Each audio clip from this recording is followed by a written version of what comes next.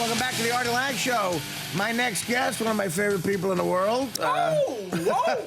A predecessor of mine and a hero of mine, and still at it, the great Jackie the Joke Man Martling. What's up, buddy? I have predecessor. That's a great word. Now, I had complaints the last time I was on here. About from who? They said that we had a great conversation and it was very warm and fun, but they said I didn't tell one joke, so I'm telling the joke. Okay, well, it's got to be clean, unfortunately, but you can tell any joke. I did this. You know, when they first told me that Howard was going to go to satellite, I said, no, he's not, because the whole fun is dancing around the rules. You know how to do it. People say, oh, can you keep it clean? Keep it clean. For 15 years, I never got bleep. You know how to do it. I only got bleep. One time I called Robin a very, very, very filthy word because she had me very angry. Right. And I used that word. I figured if you're going to break the rules, go for the customer. They got it on delay, though, right? So this is no. They didn't get it on delay. I don't even remember. I'm making it up. Go ahead. This is for my new friend. I don't know if you know this guy. He was in the NFL. Yes. That's a big deal. That's right. Okay. I don't even know what that stands for. National Football League. I know. So the wife says, get out! Get the hell out! Get the hell out! And as her husband's walking out the door, she says, I hope you die a slow, painful death. He says, so now you want me to stay? That's the best joke I've ever heard. What are your favorite type of jokes to tell? You like married jokes? I like anything that's short and bang. Right to the point? Right to the point. Get right out of there. So when you do stand-up, you do an hour? Yeah, like an hour. You do an hour, because I remember seeing you... If the crowd sucks, it's 40 minutes. If they're terrific, it's an hour and a half. You know how it works. I go through the same thing. So I saw you at Rascals in, I think, 1988 in West Orange, New Jersey. You did like an hour and a half. And it was all jokes. How many, and me and my buddies were trying to, how many jokes do you think you tell in an hour? A lot of them. A lot. You know, the first time I did George Schlotter's Comedy Club a million years ago, I mean, he's been around the block. He did Laughing and everything. And we got done, and he hit the talk back. He says, how many jokes was that? And it was only like 25, but it was 25 jokes in like 5 minutes or 4 minutes. It seems like a lot of jokes. You know, the actual number isn't that great. Right. You know, like 150 or 200, something like that. And, but that's just what I do. And that's the only thing I know. People are like, how do you do it? How do you remember all those? It's like when you're driving home on the expressway. How do you know enough to drive past each road? It's second nature. Yeah, right. And it's like driving home. I can go off the highway at any point and go visiting and come back and get, you know what I mean? Right. I can go on any tangent. You just know what you're doing. Right. But so now you do this great show called Jackie's Joke Hunt. Thank you very much for getting that right. Okay, on Howard 101 on Sirius, one of Howard's channels. They moved us to 5 p.m., 5 p.m. Eastern Daylight Time. Okay, what day? Tuesdays. We just did it tonight, so it's 5 to 6, but they also replay it at 8, so we're also on drive time in Los Angeles. They replay it a lot. So it's you and Ian, who you know from the Friars Club, and you, now listen, you take a theme every week. And we take a theme. Explain how you set the show We either adhere to it or we don't. Right. Sometimes all the jokes are like tonight's show was United Kingdom. And there were all jokes about England and silly jokes, you know. So what's the, I mean, like, so why, because Margaret Thatcher died or something? No, it had nothing to do with that. Yeah. You know, she just died to make it convenient for us, so it looked like we're topical. We almost canceled the show because we don't want to look topical. But you're actually able to come up with new themes that often? Tonight was our 321st show. And all the themes are fun and ridiculous. And you've had 321 technically different themes. No, because, you know, there's... I mean, kind of the same, but sort of different. You know, there's a private part. There's a private part on the other side. There's the breast, and then there's the poo-poo, and then you say them as many different ways as you can. You know? And you let the callers get involved. The callers get involved, and they call up, and we have bonus jokes, and people call up. And recently, everybody's getting all the bonus jokes. I guess we had a lot of listeners. You know, we got a real lot of calls, and it's a real lot of fun. We do long jokes, short jokes. We got the engineer telling jokes. We got the guy answering the phone, you know. Yeah, the great thing about the show is you could tell you absolutely love doing it. You know, we did, this is our 321st show, and I still find jokes that we haven't done yet.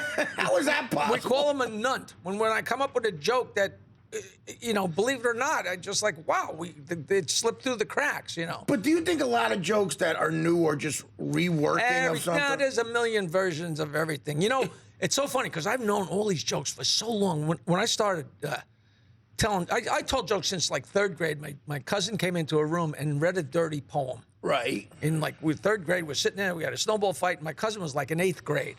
So he walked in and like that's the Pope. He's 5 years older and he's my cousin. He took out a sheet of paper and he read the filthy parody to The Night Before Christmas. It's been around forever. And back in those days, it was mimeographed, And I looked around and everybody was spellbound by him.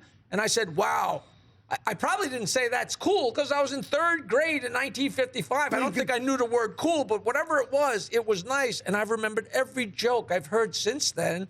And you could tell it was fun to do that, too, to get up and tell a joke. Yeah, it just seemed like something cool, And then you find out it works with the girls, Man, that helps. Yeah, my buddy who I work with on the road all the time, Chris DiStefano, he opens for me. He called me up after he worked with you in Long Island somewhere, and he said, Artie, I just worked with Jackie. My God, he destroyed. It was like watching an old school guy who just knows what he was brilliant at his craft, just crush. That is so flattering. Like with a younger audience who might think they're going to be okay. Hold on. Did he say he was going to stroke me when I got in here?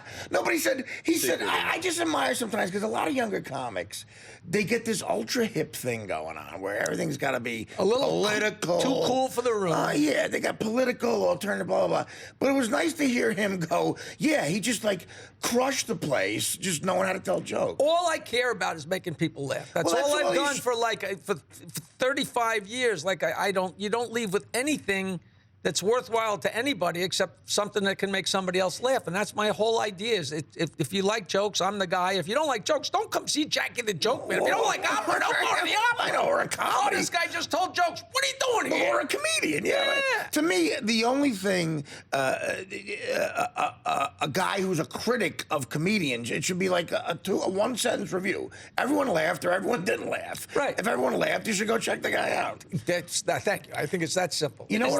You know what a lot of people ask me about the last time you were here? Because not a lot of people, especially younger guys, know the exact history.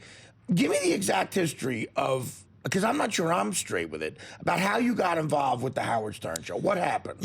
Everybody takes me to task. I got a plug. I did an interview with John DeBells, who I sent in here. Yeah. He's great, right? Yeah, great guy, yeah. He's Larry David's pal, and he started with all those guys and with Murphy on Saturday Night Live, and he was the head writer of that puppet show. What was it called? The Washington D.C. Yeah. I just had a brain fart. Oh, can you say that? Yeah, you can say DC that. Follies. DC Follies, right? And he's just brilliant. And he interviewed me for Huffington Post. Okay. But he asked me some Howard Stern questions, and I saw a few comments from people. Oh, when are you going to stop talking about Howard Stern? People ask me. If I say I don't want to talk about that, what are you uptight about? I can't win. I mean, come on, exactly. The way I met Howard was so great.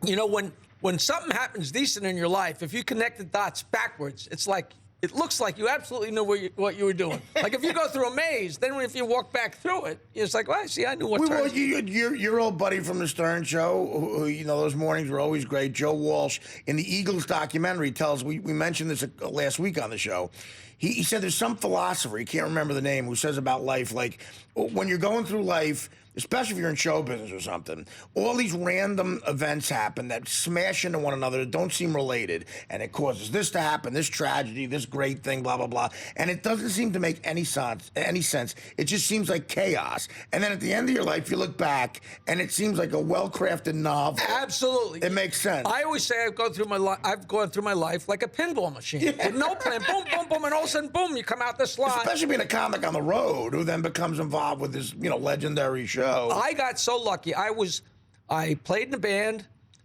We recorded a song. The guys who recorded the song liked me, asked me to work in the recording studio. Worked in the recording studio, learned how to make tapes, and I learned that anybody could have a record. Then I started fooling around with comedy, and then I was doing comedy shows with Richie Minervini before there were any such thing as comedy clubs. So you got into it through music. Yeah, and so all of a sudden I came home and I said to my girlfriend, they laughed at every joke. I should make a record. She said, well, don't look at me, make a record. So I hung a couple microphones and recorded my first album on cassette. One side of the cassette was me and the other side was the crowd. I hacked it up with a razor blade. And I made 3 albums. And by 1982, I had 3 self-produced comedy albums. And I was in Garvin's in D.C. And Harry, who owned Garvin, said, hey, there's this wild man that used to do broadcasts in his underwear from Garvin's. He just got fired. He's going to NBC. You should look him up. And I sent my albums blind. Howard Stern, Care, WNBC. I never heard. I didn't know anything. Wait, and they called me up. You actually edited the things yourself? With a razor blade? Absolutely. Oh, man. I got...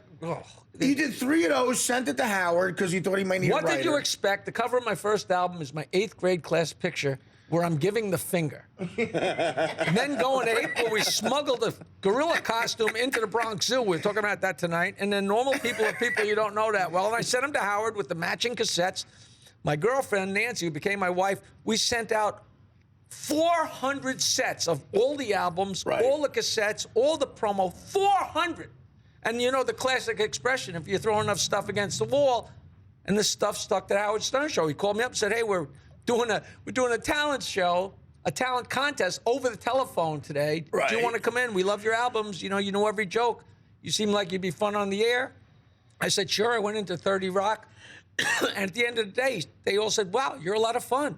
Why don't you come back next week? Right. So I came back next week, and every week for 3 years for free. And then after 3 years, he hired you. I was slowly but surely slipping him notes and coming up with ideas, and all of a sudden, he got fired, then he got rehired, and one day a week I was still on the show, and then all of a sudden they went to mornings, and he said, come on 2 days a week, then it went to 3, 4, 5. Now, here's the thing, because every comic told me this when I got the gig, too, the morning thing. Was that intimidating, being a stand-up with the morning situation? What I did was I told Nancy that I couldn't handle being out on the road. I can't sit around all day to do 45 minutes that night. Yeah, you do have a lot of energy, like a work ethic. It's crazy. A lot of comics don't have. So she said, so stop going on the road, and it'll fill in. So I said, Howard, I'm not on the road anymore, so I'm available whenever you want me. And he fought with Tom to get me to 3, 4, 5 days a week. Yeah. And then I would work a show. Artie, I do a show. I tell a story all the time. The first night, the first CD that I recorded, at the Funny Bone in Philadelphia. I did my show, but I get there, set up my microphones, set up the recording equipment, put out my albums and everything, go and take an hour or two nap, come back, do the show, get done with the show, sell all my crap, pull down all the microphones, go out and get drunk with the waitresses, maybe fool around a little bit. One time, this is a true story. I came back to the hotel. It was 3:30. Yeah. I had to wake up 3:45 to get to the Stern Show in New York City. And you're in Philly? You're in Philly. And, yeah, I think I'm at the Omni or something, and it's 3:30, and I wanted to lie down, but I didn't dare lie down without a wake-up call, and I called down. I said, wake-up call for 3:45. 10 minutes. 15 minutes. I said, yeah, but if I close my eyes... I know, it's the worst, man. And Artie, I would go to the Stern Show, I'd sit there, and we'd have a killer show, and I'd still be half bombed. And at the end of the show, it's the end of the show, and I'd look at the stack of notes, and I'd be, who wrote those? I had no idea. So then you would just like crash for however. The problem is, then but I didn't do that all the time. Yeah. If you crash, though, after that, then your schedule gets completely screwed up. I was completely screwed up for 15 years. That's why I wound up going. Go up, down. Yeah, that's what happened to me. I got my schedule. Your body never, ever gets used to it. Yeah. Like because I could work on a Wednesday or Thursday at like Rascals or something. Right. And due to the promotion on the show, I could sell out a dark night. Yeah. So I wouldn't work a Friday or Saturday. I'd work a Wednesday or Thursday. And club guys love that because like the managers are like, "Come on, you could sell out on a Wednesday." They give me the door. I make $1 billion. They make $1 billion. It was a killer, And so then that's going well, and you continue like that's when you guys syndicated, and then you start getting on planes. So now you're going to Detroit, Cleveland, whatever. Back in those days, there was not a flight to Las Vegas after say 12 o'clock in the morning. Right. So you had to connect. So if I was doing a gig I used to sell out the top of the Riv. Steve Sharippa used to book Sharippa used to book that. But to go there, I had to get done with the show, run to the airport, fly to Phoenix, connect, go to Las Vegas. Oh man. Get to the Riviera. There was, I'd get up at 4 in the morning, 4:30 in the morning, go do the show, leave. Go to the airport, fly to Phoenix, fly to Las Vegas, and there were times when the planes would, I'd almost miss a connection, they'd be late, and I'd get there, and I wouldn't have any time to rest, and the show was at 10 o'clock at night. But it's 1 o'clock in the morning to me, and I've been up since 4:30. Yeah. And I got to kill 1,000 people at the top of the riff. And of course, you know, you're on fire. No, you got to be. But you again, you made this no secret. You enjoyed your weed. Oh man, how the hell do you drink, smoke weed, and do that? I didn't smoke that much weed in those. You know, I would never drank before a show. Like 1985. Like, that's one thing. I got that from Rodney. Never before a show. You don't get high before a show. Never, you know. And I learned that, and that was lucky because... it's a pretty good thing to live by. Yeah, because I never got high, never drank. I never, ever smoked pot before a show, but I never drank before a show, so that way when I quit drinking, I didn't have to relearn my act. Right. You know, some guys, they drink for their show, and all of a sudden they quit drinking, and what am I going to do? Certain drugs, like I made the mistake of doing coke before a show, drinking. I could not imagine, just from my experience with weed, smoking weed and then having to do an hour of stand-up. I couldn't imagine anybody doing that. I couldn't imagine doing a minute. I think one time we were out, and I got stoned, and then we came back to Richie's Club, the East Side Comedy Club, and they said, hey, get up and do some time. And I got up and said hello, and I was so pleased with myself. Oh, man, that was funny. You know?